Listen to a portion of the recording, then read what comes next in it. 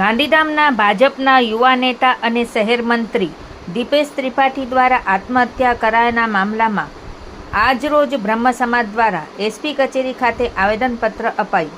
ગાંધીધામના આદિપુર વિસ્તારમાં રહેતા દીપાબેન દીપેશ ત્રિપાઠીએ પોતાના પતિના આપઘાત કેસમાં એફએસએલ રિપોર્ટ વહેલી તકે જાહેર કરવા પૂર્વ કચ્છ એસપી સમક્ષ લેખિત રજૂઆત કરી છે. રજૂઆતમાં જણાવાયું છે કે તેમના પતિ દીપેશ ત્રિપાઠીએ વ્યાજખોરોના ત્રાસથી 2 મહિના પહેલાં આપઘાત કર્યો હતો, જે મામલે પોલીસ ફરિયાદ પણ નોંધાઈ હતી. જોકે અત્યાર સુધી હસ્તાક્ષર મેળવણી સંબંધિત એફએસએલ રિપોર્ટ પ્રાપ્ત થયો નથી.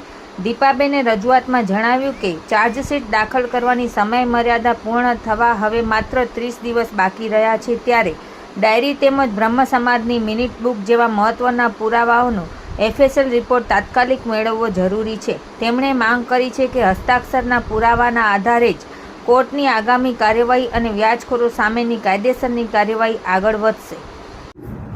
નમસ્તે, હું દીપા દીપેશ ત્રિપાઠી 5 માર્ચ 2026ના મારા પતિ દીપેશ ત્રિપાઠીએ આત્મહત્યા કરેલ છે, જે અંગેની એફઆઈઆર મેં આદિપુર પોલીસ સ્ટેશનમાં નોંધાવી છે, જેને આજે 2 મહિના થઈ ગયા છે. અમે એસપી સાહેબ પાસે એ માંગણી કરવા આવ્યા છીએ કે આ કેસ બાબતે જે એફએસએલ રિપોર્ટ છે એ અમને જલ્દીથી જલ્દી આપવામાં આવે.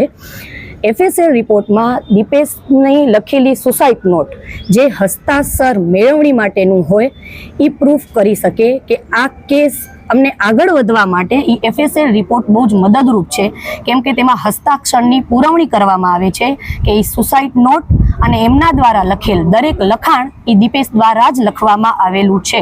એટલે મારી એસપી સાહેબને નમ્ર વિનંતી છે કે એફએસએલ રિપોર્ટ જલ્દીથી જલ્દી અમને મંગાવી આપવામાં આવે, કેમ કે એફએસએલ રિપોર્ટ આવ્યા બાદ જ કોર્ટની કાર્યવાહી પણ આગળ વધશે અને આ તમામ વ્યાજખોરો સાથે કડકથી કડક પગલાં લેવામાં આવશે. જેથી મારી એસપી સાહેબને નમ્ર વિનંતી છે કે જલ્દીથી જલ્દી અમને એફએસએલ રિપોર્ટ મંગાવી આપવામાં આવે.